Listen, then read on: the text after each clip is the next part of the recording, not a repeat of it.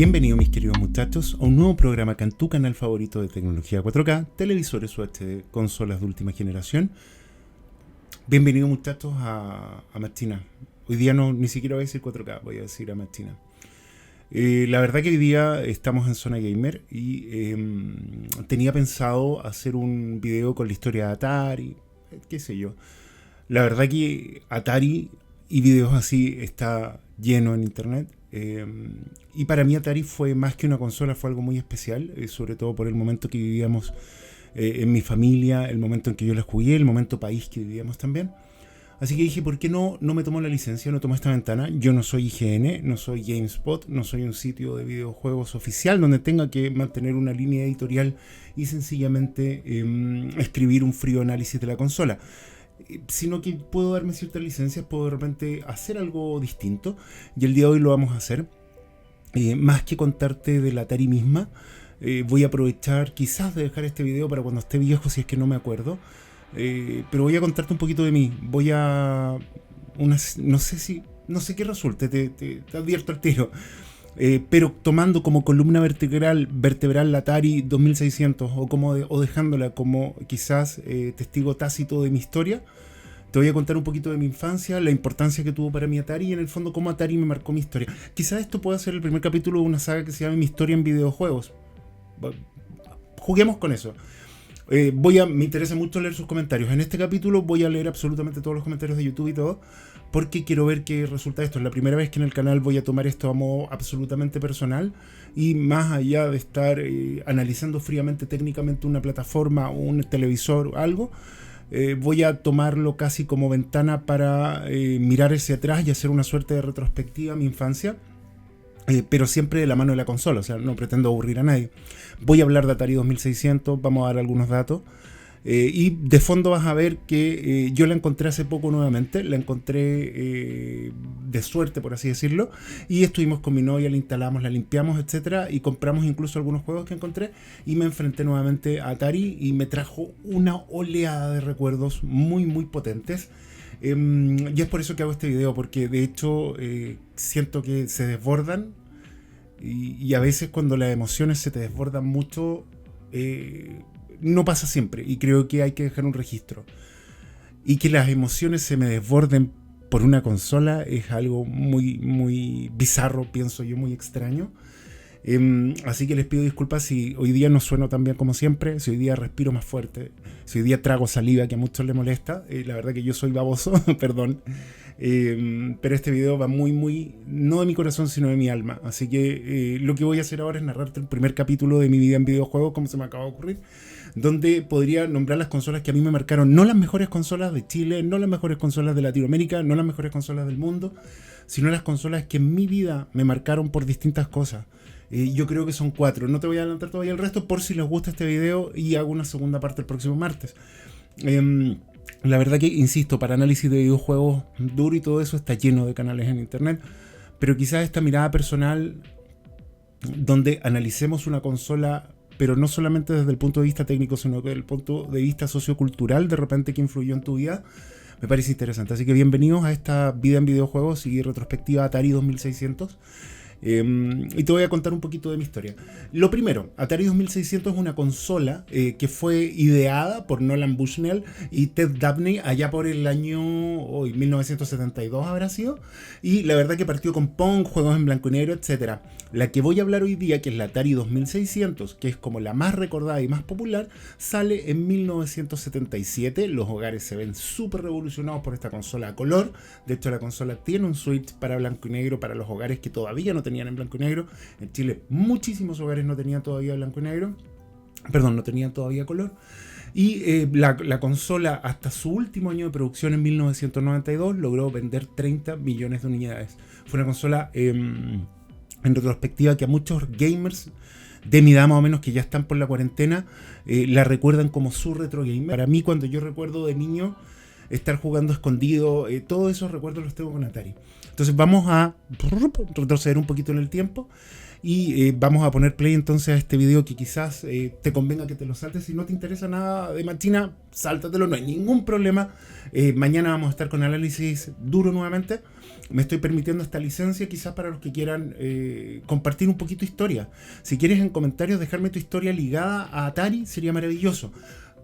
Recuerda, la idea es que mantener Atari como núcleo y de ir construyendo nuestra historia, ir tejiendo estos hilos de recuerdos que de repente se anudan en la mente.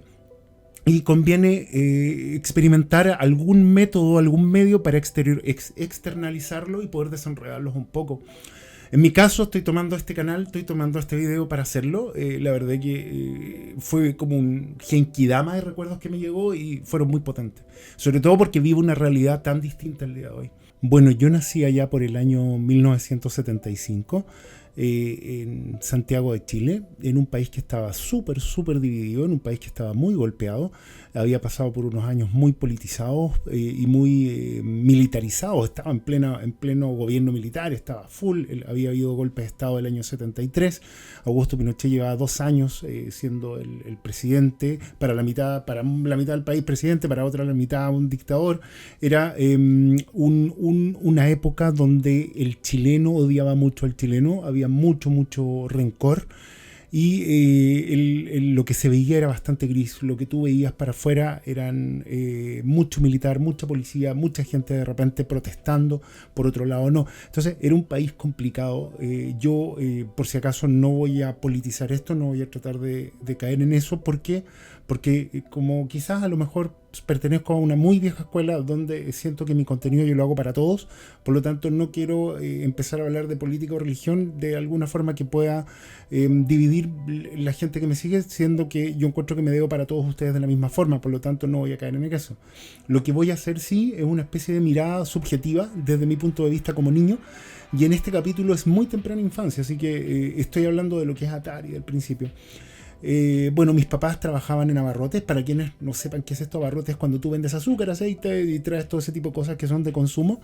Y ellos se movilizaban, andaban en distintas partes. Por ejemplo, los fines de semana tenían que ir a poblaciones que de repente estaban muy golpeadas sobre todo por un gobierno militar que llevaba 2 años y que tenía prácticamente el país sacudido, para bien o para mal. Estaba sacudido el país y estaba recomponiéndose muchas cosas que estuvieron en falta antes, mientras se estaban apretando por otro lado cosas. O sea, no era un país fácil para vivir, y sin duda la gente que lo estaba pasando mal en ese momento era gente que estaba más en la periferia, en lugares donde se sentían muy desolados. Y mis papás trabajaban por esos lados, llevaban sus cosas, etcétera, y mi abuelo negoció con mi abuelo también, y trabajaban y se descrestaban trabajando, iban a ferias, etcétera, y se descrestaban trabajando ahí toda la semana prácticamente. Mi padre se tomaba libre solamente los días lunes, que era para ir a comprar las cosas para ir a vender en la semana, pero tenía que ir, qué sé yo, feria los jueves, los domingos iba a trabajar mi mamá también. Muchas veces los acompañé yo también, siendo niño, allá trabajando, cargando, porque en el fondo teníamos una concepción de que el trabajo, en cierta forma, era lo que necesitábamos para poder obtener el dinero, para poder hacer las cosas que queríamos hacer. Entonces fue como, no puedo decir que haya sido una infancia dura, sería absolutamente como una bofetada en la cara de mucha gente que la tuvo mucho peor que yo. Yo no tuve una infancia dura para nada. Yo mis recuerdos, a lo mejor si le preguntan a mi padre va a contarles muchas cosas que yo no recuerdo, pero sí tuve una infancia que era en un país difícil. No sé si vieron la película La vida es bella. No estoy haciendo un paralelo para nada entre las dos situaciones, sino que en la relación padre-hijo. ¿Recuerdan el padre que al niño le hablaba de cuentos, de historia, con humor y todo, para poder de cierta forma blindar su mente ante lo que estaba pasando? Yo creo que subconscientemente a lo mejor mi padre hizo lo mismo, porque de muy niño yo recuerdo mucho el tema de los videojuegos, las películas, los cómics, los libros, mis revistas de Barrabás, mis revistas de Dr. Mortis, las películas del Gordo Porcel, del Medo. Tengo recuerdo muy niño porque mi papá las guardaba, me acuerdo de los VHS, los tenía en un mueble grande y tenía todos los VHS, que en esa época no existía el VHS original en Chile. Entonces teníamos que ir a un lado que quedaba por Antonio Varas, me acuerdo, se llamaba Don Jaime el Caballero, que tú seguías como un piso, tocabas la puerta. Y por allá en Providencia estaba ese negocio, y él entraba y tenía pero una pieza entera así de películas VHS con VHS así, no con carátula, por favor, quiero que esto es antes a eso. estaba la lengüeta escrito a máquina el título, y en una pieza tú podías ver que había como 7 VHS que estaban grabando entre sí. Y eso era lo que... Así llegó el VHS a Chile. O sea, acá ni pensaba llegar a Errols. Estoy hablando de una época muy temprana. Entonces, en cierta forma, el premio por ayudar a mi papá también y ayudar a mis padres en su trabajo era que los días domingo y los días... O el día domingo, el día jueves, no me acuerdo qué día era, podíamos ir al tema de las películas y podíamos elegir una. O podíamos elegir dos. Por supuesto, yo ahí me pegué un festín. Y para qué hablar de zombies, de Halloween. Pero esa es una historia que, si les gusta este tipo de programa, voy a hacer en otro momento. Vamos a volver a Atari. Entonces, Atari para mí llegó una Navidad que yo no me la esperaba y prácticamente sacudió, en cierta forma, removió mi mundo por completo. En Chile empezaban a llegar cosas electrónicas, empezaron a llegar algunas cosas. Y yo recuerdo mi infancia bastante poco similar a la de muchos amigos míos. Nosotros somos una familia de San Miguel. Si no conoces o si eres de fuera de México, tenemos muchos más chinos a otros lados. San Miguel es una comuna bastante clase media, es una comuna bastante popular, donde puedes encontrar todo tipo de gente, es bastante amplia, sociocultural, y quizás eso me ayudó mucho a poder siempre relacionarme muy bien con todo espectro de gente. Mis papás eran fieles creyentes que el ocio era como lo que sacaba lo peor de cada uno. Entonces siempre recuerdo que haber estado mi vida ligado a las películas, al cine, pero dentro de esto recibí mi primera consola de videojuegos. No recuerdo el año exacto, sé que era menor de 10 años, sé que era chiquitito, de haber tenido 7 años quizás. Una Navidad mi papá apareció con una caja y ahí estaba la Atari 2600, una consola que me pareció, cuando la vi, futurista. Era un diseño realmente precioso, tenía este acabado de madera, y la verdad que yo la vi y quedé loco. Venía con un juego, Missile Command, que, si no me equivoco, de fondo lo tengo puesto, va a estarse repitiendo el video ahora, pero es donde van cayendo esos rayitos y voy tirándoles con la nueva.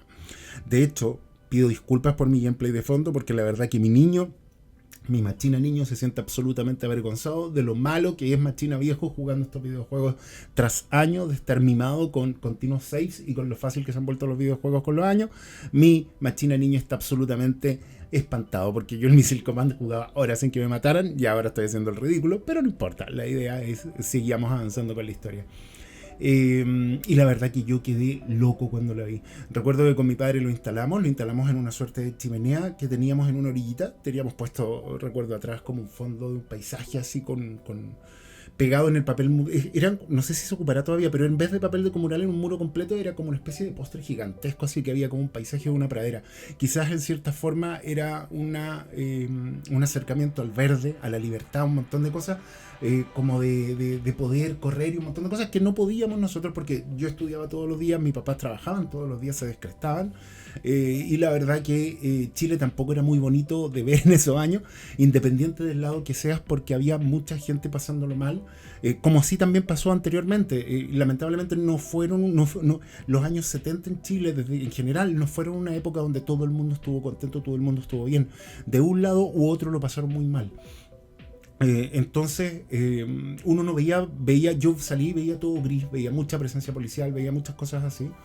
Entonces, a mí personalmente, yo sinceramente no sufrí ese lado. Yo tengo amigos que sí lo sufrieron, tengo otros amigos que no lo sufrieron para nada y que son del otro espectro, que dicen que poco menos no pasó nada. Entonces, conozco gente y tengo gente cercana de ambos lados, más del lado que lo pasaron mal, pero yo no tengo esos recuerdos, y tengo todos esos recuerdos ligados a los Atari, al cine, a las películas, porque quizás de cierta forma mi papá también nos blindó de todo, de poder quizás acercarnos tanto a la realidad. Quizás por eso yo hoy en día tengo heredado ese tema de que me encanta viajar, me encanta la realidad virtual. Ahí ustedes saben, el Oculus Quest, como lo he recomendado, me gusta mucho porque encuentro que el cuerpo es solamente un ancla hacia donde puede viajar tu mente.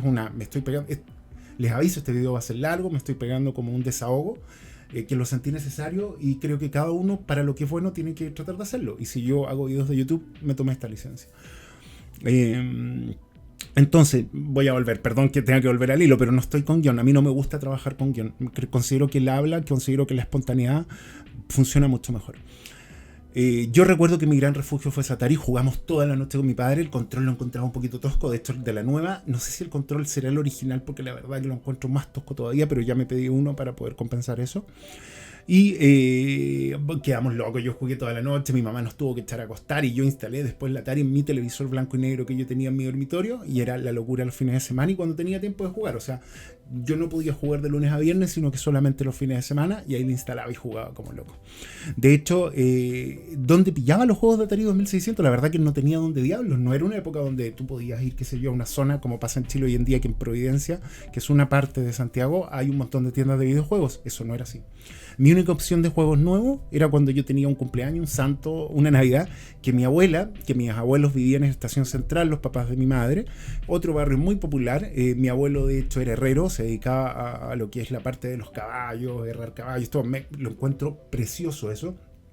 Yo quizá he sido uno de los más grandes admiradores de mi abuelo, pero si hablo de mi abuelo se me van a abrir los ojos, me voy a ir al carajo, así que no lo voy a hacer, porque fue muy muy cercano a mí él y la verdad que... Entonces mi abuela que vivía por allá, no sé de dónde diablos, qué picada habrá tenido, pero ella siempre llegaba con un jueguito de Atari de regalo y yo la esperaba afuera vuelto loco. Y recuerdo cuando me regaló el Space Command, yo no me la podía creer, era el juego top. Si hay algo que yo siempre en mi vida que van a ver en los especiales de videojuegos de mi infancia y preadolescencia van a ver, es que nunca le truté a la consola o a las cosas que estaban de absolutamente masificadas acá. Entonces yo tenía los juegos por ese lado. Y la verdad que era una locura. Para mí la Atari fueron noches jugando los fines de semana, venían amigos. Te podías, por ejemplo, el Combat, que también lo recuperé ahora, tenía la consola un botón de select y tenía varios tipos de juegos, pero siempre eran de dos players que puedes jugar con un tanque por un lado y el otro. En nuestras mentes ocurrían muchas cosas. Nuestras mentes estaban más ligadas a las portadas de los juegos que a lo que estábamos viendo en pantalla mismo. Que a lo mejor si los ve un gamer, qué sé yo, que su infancia sea de Nintendo, me va a decir esa porquería es un par de píxeles. Pero para nosotros era un mundo. No sé si eso habrá influido en la capacidad que tenemos de imaginar, pero yo veía eso y veía otras cosas, veía tanques, veía engranajes, veía misiles, veía naves espaciales, veía cosas que mi mente sigue imaginando. Ahora, yo de niño, si tengo dos pasiones, bueno, tres pasiones, cuatro pasiones, bueno, en realidad, fue culpa de mi papá de ese, porque me encantaba la música, me encantaban las películas, me encantaban los videojuegos y me encantaba leer. Si hay una cuestión que a mí me encanta es leer, y yo algo que tuve mucho de niño fueron cómics, libros. Yo era fanático de Barrabases, fanático del Dr. Mortis, y mi papá me había heredado mucho de eso. Debo dejar en claro que uno de mis grandes dolores de infancia fue cuando yo en una maleta negra grande, dura, tenía todos mis Barrabases, desde el 1, tenía Condoritos, incluido el número 10, tenía un montón de revistas de colección y yo la guardaba en mi closet arriba, y una vez llegué y no estaba. Y después encontré la cuestión vacía. Y después me enteré que mi hermana había llevado todas mis revistas a una feria cerca y las había vendido para tener dinero para vacaciones. Yo no me la puedo creer. Hasta el día de hoy le saco eso a mi hermana en cara. Porque esas revistas cuánto valdrían hoy día. Pero no las vendería. En realidad, si hay algo que yo me van a ver que yo no vendo son libros y cómics y revistas porque es una cuestión que a mí... lo tengo muy ligado. De hecho yo tengo revistas de videojuegos, tengo Electronic Game Monthly de cuando se anuncia por primera vez la Xbox 360. O sea, a mí las revistas y los libros y todo ese tipo de cosas la verdad que me gustan mucho, pero siempre ligados a la ficción. No creas que yo, oye, machina intelectualoide, no, para nada. Me encantaba leer a Edgar Allan Poe, me encantaba leer a Lovecraft, más adelante a Anne Rice, siempre me ha gustado mucho la ciencia ficción, el terror e imaginar. Yo siempre he sido muy imaginativo y yo creo que tiene que ver con eso, con la infancia que tuve, con la forma en que mis papás alimentaban eso. Como les decía, mi papá de repente tenía que ir a trabajar a ferias y cosas así y siempre nos traía de vuelta, por ejemplo, ahí me traía revistas de terror. Recuerdo que compré La muerte de Superman una vez que yo lo fui a ayudar. Cuando yo lo iba a ayudar, de repente los sábados, yo trabajé muy chico, ayudaba a mis papás. Yo me recuerdo que estaba cargando cajones, moviéndome para todos lados, a los 12 años, quizás incluso un poquito menor, pero no lo veía como, oh, mis padres me están explotando, no, era como, esto es un negocio familiar, hay que ayudar a la familia, y yo lo hacía, y era una época en que no teníamos el lujo de poder decir no, o era una cuestión que también yo quería hacer porque mis papás me enseñaron de muy chico que en el fondo el dinero tú te lo ganas. Por eso a mí me da un poco de pena cuando de repente hoy en día me dicen, no, manchina que tenéis cuestiones, oye, que tenéis cosas. Pues la verdad que yo me he partido el lomo para tener lo que tengo. O sea, he trabajado años en un montón de cosas. Y quizás si yo tengo esto es porque yo decidí un camino que no va por los hijos. O sea, yo nunca tuve un llamado paterno, y la verdad que yo tengo una pareja que tampoco lo tiene, entonces nosotros no tenemos hijos y quizás por eso me puedo dar esas ventajas. No crean que yo tengo Machina tiene una cuenta bancaria que le permite esto, no, para nada. A mí cada cosa que tengo es por eso, y quizás me lo inculcó mi papá también muy de niño yendo a trabajar y todo esto. Y recuerdo que yo ahí compraba mi Superman. Pero ahí me voy a adelantar porque iba a nombrar que compraba revistas para ver juegos para la otra consola que tuve después. Pero eso va a venir mucho después. Vamos a seguir acá en Atari. Entonces mis recuerdos a Atari están muy ligados a mis abuelos, a mi familia, a estar jugando en la casa, a ver los bochincheros y después pretender Atari. Los bochincheros fue un programa que quizás en muchos países latinos hubo algo similar, donde se nos presentaban dibujos animados, y también habían conductores que era el tío Memo y la tía Pucherito, que eran muy entretenidos y me gustaba mucho. Y la cuestión es que los dibujos animados que daban no me acuerdo si Ultraman lo daban acá o lo daban en Pipiripao después. Hoy ya se me acumularon los recuerdos ahí, así que lo voy a dejar ahí en stand-by esa parte. Y después prendía mi consola y jugaba mi Atari. Yo no alcancé a jugar el ETA, que está nombrado como el peor juego de la historia. Yo no creo en ningún caso que sea el peor juego de la historia, después de las brutalidades que he visto los últimos años en videojuegos. Yo creo que para alguien que no sabe mucho o quizás no se ha metido mucho en los videojuegos, puede ser el mejor juego de la historia, el peor juego de la historia. Pero yo he visto cosas injugables en PlayStation 3, en Xbox en el último tiempo. Switch tiene unos juegos online digitales que son aborrecibles. Entonces no vengan acá a tirar el ET. El ET es horrible, pero tiene su encanto. De hecho, yo pillé uno que lo pueden estar viendo de fondo. Hace muy poco que estaba mint casi, estaba abierto, eso sí. Pero estaba con su manual, no es de los que estaban enterrados ahí en México, sino que estos estaban impecables, o en Texas creo. Y la verdad es que no lo encontré tan malo como otras cosas que he jugado yo. Pero yo no lo alcancé a jugar, no alcancé a vivir eso porque precisamente después mi papá, cuando ya tuve el Atari 2600, al tiempo después me regaló el primer computador, que era un Sinclair. A mí no me llegó, yo no tuve el Atari 800 XL, sino que tuve el Sinclair. Y ahí esa historia la vamos a dejar para otra vez, porque ahí viene donde después yo tuve, en vez de tener Nintendo, y me regalaron Sega. Y mientras todos hablaban de Mario, yo hablaba de Alex Kidd, el niño mono, y nadie me entendía qué carajo estaba hablando. Así que eso va a venir para el próximo capítulo, si es que les gusta este capítulo, si les gusta este video, si me dicen, ¿sabes qué, Machina? Encontré una lata, hablaste súper poco de Atari y la verdad que para escuchar problemas ajenos prefiero... Pero no lo vean así, igual yo recibo todos esos comentarios, sino que quiero que todos recordemos, echemos marcha atrás un poco, pongamos pausa quizás en la agitada y tecnológica vida.